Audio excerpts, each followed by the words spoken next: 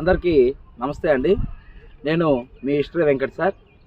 ఇప్పుడు మనం చేస్తున్నటువంటి first video HGT and SA social వాళ్ళకి సంబంధించినటువంటి వీడియోగా మనం చెబుతున్నాం.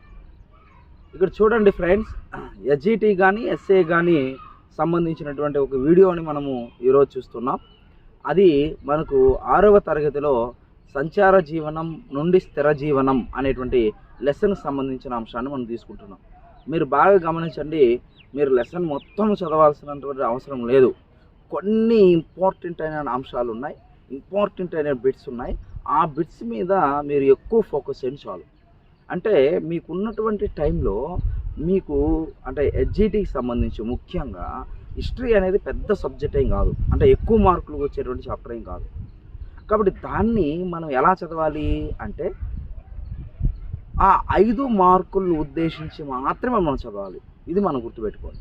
అదే మీరు తెలుగు చదువుతారా చదవచ్చు, అదే మీరు ఇంగ్లీష్ చదువుతారా చదవచ్చు, అదే మీరు మ్యాథమెటిక్స్ చేస్తారా చేయొచ్చు. ఎందుకంటే మీకు ఎక్కువ మార్కులు ఉన్నటువంటిది హెచ్జిటిలో.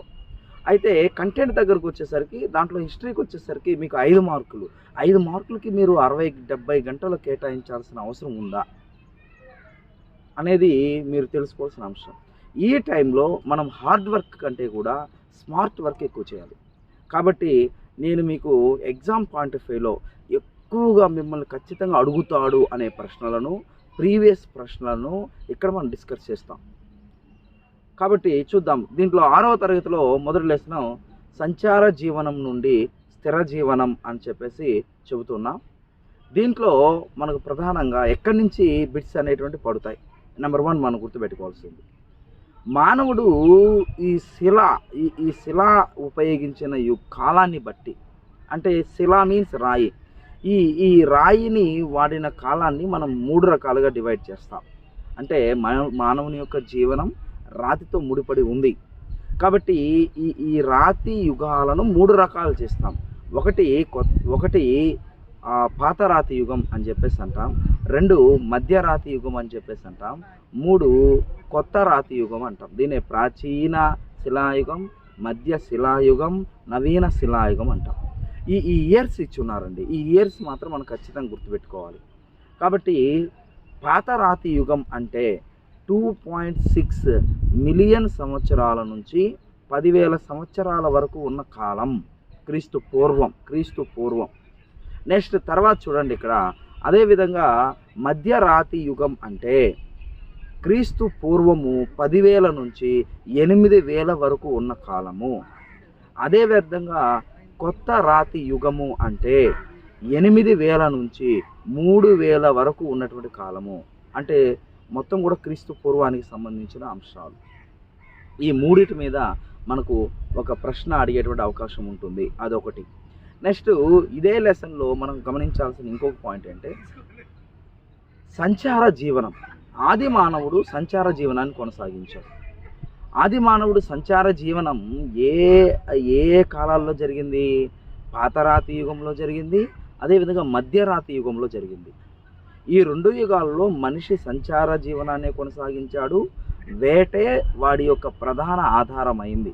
అందుకనే ఈ కాలాల్లో ఉండేటువంటి, అంటే వేట ప్రధాన వృత్తిగా కలిగి ఉండేటువంటి ఈ కాలంలో ఉండేటువంటి మానవులను మనము ఆహార సేకరణ వేటగాళ్ళు అంటాం. అంటే ఆహార సేకరణ అనేటువంటిది ప్రధానంగా ఉన్నటువంటి కాలం. ఆహార ఉత్పత్తి కాదు, ఇక్కడ ఆహారాన్ని సేకరించేవాడు ఈ కాలంలో మనిషి. కాబట్టి పాతరాతి యుగమైన మధ్యరాతి యుగమైన ఆహార సేకరణ అనేది ప్రధానంగా సాగింది అని చెప్పేసి మనం చెబుతాం. నెక్స్ట్ ఇంకేంటి ఇక్కడ మనం అడిగే ప్రశ్న చూద్దాం. ఈ కాలంలో సంచార జీవనాన్ని గడిపాడు అంటున్నాం. ఏంటి సంచార జీవనం అంటే? ఒక ప్రదేశం నుంచి ఇంకొక ప్రదేశానికి, ఇంకొక ప్రదేశం నుంచి ఇంకొక ప్రదేశానికి ఇలా వెళుతూ ఉంటే దేని కొరకు? ఆహారం కొరకు. ముఖ్యంగా ఆహారము, వాటర్, వీటి కోసమే సాగింది. కాబట్టి ఇలా సాగుతూ ఉన్నటువంటి కాలాన్ని సంచార జీవనం అంటాం. అంటే ఒక ప్రదేశం నుంచి ఇంకో ప్రదేశానికి, ఇంకో ప్రదేశం నుంచి ఇంకో ప్రదేశానికి. కాబట్టి ఈ సంచార జీవనం అనేదాన్ని మనం గుర్తుపెట్టుకోవాలి. నెక్స్ట్ చూడండి, ఇక్కడ సూక్ష్మ రాతి యుగం అంటాం. ఏ కాలాన్ని మనం సూక్ష్మ రాతి యుగం అంటామా అంటే మధ్య రాతి యుగాన్ని మనం సూక్ష్మ రాతి యుగం అంటాం. జాగ్రత్తగా వినండి. మధ్య రాతి యుగాన్ని మనం సూక్ష్మ రాతి యుగం అంటాం. ఎందుకు అంటే ఈ కాలంలో రాయి యొక్క పరిమాణాన్ని మానవుడు తనకు అనుకూలంగా మార్చుకున్నాడు. అంటే రాయి యొక్క పరిమాణాన్ని తగ్గించాడు. ఈ రాయి యొక్క పరిమాణాన్ని తగ్గించే క్రమంలోనే నిప్పు ఆవిష్కరణ జరిగింది. నిప్పు ఆవిష్కరణ అంటే నిప్పును కనిపెట్టిన యుగం ఏది? మధ్యరాతి యుగం అంటాం. నిప్పును కనిపెట్టిన యుగం ఏదండి? మధ్యరాతి యుగం. కాబట్టి ఇక్కడ మిమ్మల్ని అడిగే ప్రశ్న ఏంటి?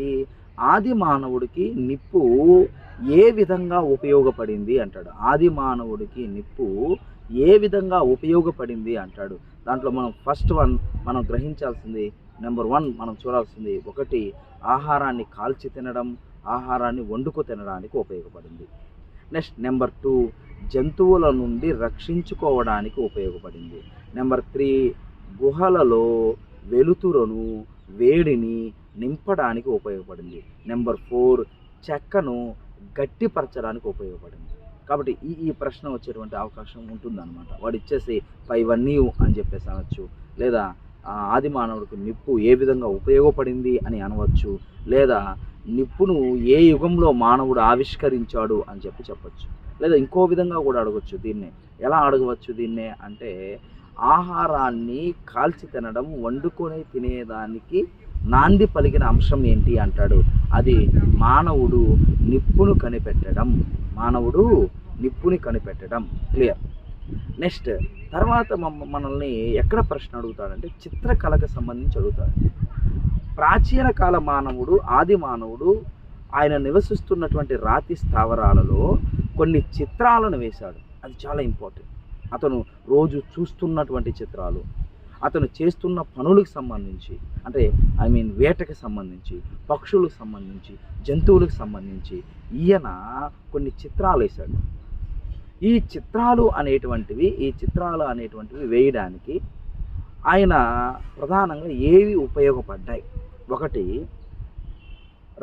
ఈ చిత్రాలను వేయాలంటే ఖచ్చితంగా మనకు పెయింటింగ్ కావాలి కదా. ఈ పెయింట్స్ ఎక్కడి నుంచి వచ్చాయి? రంగురాళ్ళను ఉపయోగించాడు. 2 బ్రష్ కావాలి కదా.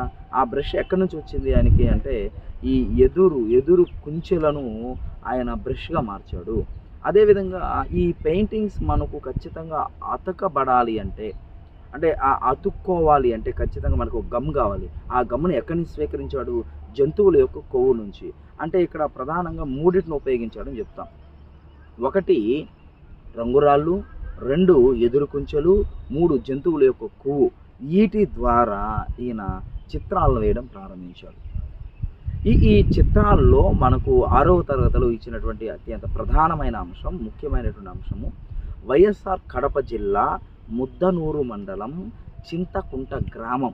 చూడండి ఫ్రెండ్స్, ఇక్కడ నేను లెసన్ మీకు ఎక్స్ప్లెయిన్ చేయట్లేదు, మిమ్మల్ని అడిగేటువంటి బిట్స్ని నేను ఎక్స్ప్లెయిన్ చేస్తున్నాను. కాబట్టి సిస్టర్స్, బ్రదర్స్, మీరు ఖచ్చితంగా ఈ అంశాల మీద ఫోకస్ పెట్టాలి.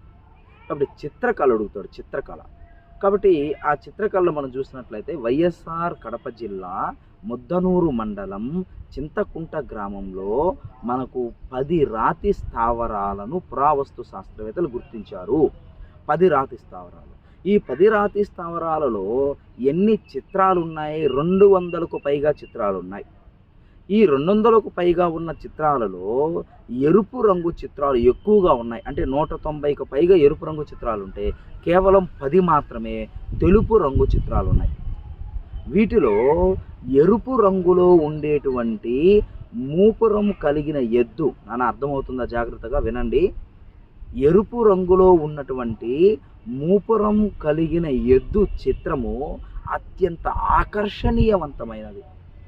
కాబట్టి ఈ స్థానికంగా ఈ ఎరుపు రంగు మూపురం కలిగినటువంటి ఈ ఎద్దు బొమ్మ ఉండేటువంటి ఆ స్థావరాన్ని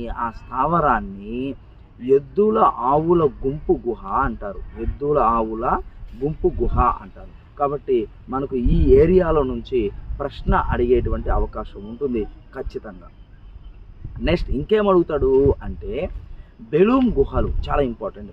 బెలూమ్ గుహలు ఎక్కడున్నాయి? చాలా ఇంపార్టెంట్, చాలాసార్లు అడిగేది చేసి. బెలూమ్ గుహలు ఎక్కడ ఉన్నాయి? ఏ జిల్లాలో ఉన్నాయి అంటే కర్నూలు జిల్లాలో ఉన్నాయని చెప్పాలి. తమ్ముడు జాగ్రత్తగా వినండి. ఇక్కడ నేను మీకు లెసన్ చెప్పట్లేదు, ఇంపార్టెంట్ బిట్స్ ఎక్స్ప్లెయిన్ చేస్తున్నా. బెలూమ్ గుహలు ఎక్కడ ఉన్నాయి అంటాడు. ఏం చెప్పాలి మనం? కర్నూలు జిల్లాలో ఉన్నాయని చెప్పాలి. కర్నూలు జిల్లాలో, ఈ కర్నూలు జిల్లాలో ముచ్చట్ల చింతమాను గవి అనే ప్రదేశంలో, ముచ్చట్ల చింతమాను గవి అనే ప్రదేశంలో ఎముకలతో చేసిన పనిముట్లు లభించాయి. ఎముకలతో తయారు చేసిన పరికరాలు లభించాయి. భారత ఉపఖండంలో ఎముకలతో చేసిన పనిముట్లు ఎక్కడా లభించలేదు, ఒక్క ముచ్చట్ల చింతమాను గవిలో తప్ప. అంటే కర్నూలు జిల్లాలోని ముచ్చట్ల చింతమాను గవిలో తప్ప. కాబట్టి దీన్ని మనకు చాలాసార్లు వాడు ప్రశ్నగా అడిగాడు. కాబట్టి ఈ యొక్క అంశాన్ని మనం గుర్తుపెట్టుకోవాలి. నెక్స్ట్ ఇంకేం అడుగుతాడు ఇక్కడ అంటే, ప్రాచీన రాతి చిత్రకళా స్థావరాలు ఏమున్నాయి ఆంధ్రప్రదేశ్లో? ప్రాచీన రాతి చిత్రకళా స్థావరాలు ఏమున్నాయి ఆంధ్రప్రదేశ్లో? ఈ ఈ యొక్క రాతి చిత్రకళా స్థావరం ఏ జిల్లాలో ఉంది? ఇలాంటి ప్రశ్నలు అడుగుతాడు. కాబట్టి చూడండి, ఇక్కడ వినుకొండ ఒకటి ఉంది. వినుకొండ, ఈ వినుకొండ అనేటువంటిది మనకు ఈ రాతి చిత్రకళా స్థావరాల్లో మనం ప్రధానంగా చెప్పుకోవాల్సింది ఒకటి. నెంబర్ 1 వినుకొండ, ఇది పల్నాడు జిల్లాలో ఉంది. నెక్స్ట్ నెంబర్ 2 నాయుడుపల్లి, సింగరాయకొండ, ఈ ప్రకాశం జిల్లాలో ఉన్నాయి. కావలి, నందిపాడు ప్రకాశం జిల్లాలో ఉన్నాయి. అదేవిధంగా కాళహస్తి, రేణిగుంట తిరుపతి జిల్లాలో ఉన్నాయి. అదేవిధంగా వెంబకండ్రిగ చిత్తూరు జిల్లాలో ఉంది. అదేవిధంగా చింతకుంట, దాపల్లె, చింతకుంట, దాపల్లె అనేటువంటివి మనకు కడప జిల్లాలో ఉన్నాయి. అదేవిధంగా బుడగవి, తినిగల్, వేల్పుమడుగు, బుడగవి, తినిగల్, వేల్పుమడుగు ఇవి మనకు అనంతపురం జిల్లాలో ఉన్నాయి. అధోని, కలవబుగ్గ కర్నూలు జిల్లాలో ఉన్నాయి. కేతవరం, బల్లారం నంద్యాల జిల్లాలో ఉన్నాయి. ఇవి మనల్ని అడుగుతాడు. అంటే ఎలా అడుగుతాడు? ఎగ్జాంపుల్, తినిగల్ అనే రాతి చిత్రకళా స్థావరం ఏ జిల్లాలో ఉన్నది? ఇట్లా మనల్ని ప్రశ్న అడిగే అవకాశం ఉంది. కాబట్టి వీటి మీద మనము ఫోకస్ పెట్టాలి. నెక్స్ట్ మూడో అంశం ఏంది ఇక్కడ? ఇంకా మనల్ని అడిగేటువంటి ప్రశ్నలు ఇక్కడ అంటే, నవీన శిలాయుగానికి సంబంధించి, అంటే కొత్త రాతి యుగానికి సంబంధించి అడుగుతాడు. ఈ కొత్త రాతి యుగంలో మానవుడు వ్యవసాయం చేయడం నేర్చుకున్నాడు.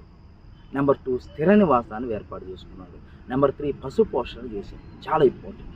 ఏ కాలంలో మనిషి ప్రధానంగా వ్యవసాయం చేశాడు, అదేవిధంగా పశు పోషణ చేశాడు, అదేవిధంగా స్థిర నివాసాన్ని ఏర్పాటు చేశాడు.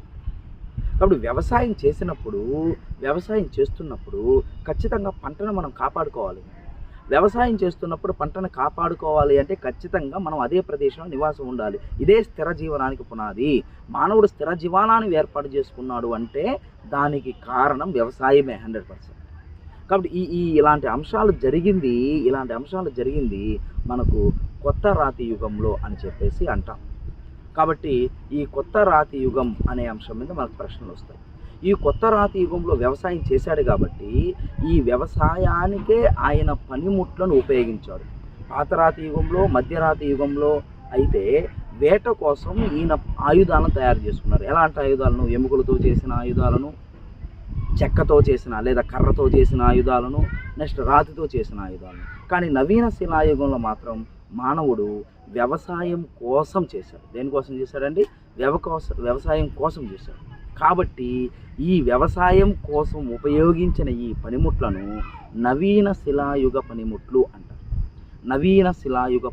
అంటారు. కాబట్టి ఈ యొక్క ప్రశ్న మనకు డిఎస్సిలో అడిగేటువంటి ఆస్కారం ఉంటుంది. నెక్స్ట్ ఇంకేం అడుగుతాడు ఇక్కడ అంటే చూడండి, నంద్ర, నవస. ఈ నంద్ర అనేటువంటి ప్రాంతము మధ్యప్రదేశ్లో ఉంటుంది. నవస అనే ప్రాంతము మహారాష్ట్రలో ఉంటుంది. ఇక్కడ ఆది మానవులకు సంబంధించిన పురాతన రాతి పనిముట్లను గుర్తించడం జరిగింది. ఇవి మీకు 100% మీరు ఖచ్చితంగా నేర్చుకోవాల్సినటువంటి ప్రశ్నలు. కాబట్టి ఇది మనకు సంచార జీవనం నుండి స్థిర జీవనం అనేటువంటి లెసన్. నెక్స్ట్ మనం తర్వాత ఇంకొక వీడియోతో మంచి మంచి పాయింట్స్తో మళ్ళీ వస్తాం. కాబట్టి ఉంటాను. నేను మీ హిస్టరీ వెంకట్ సార్.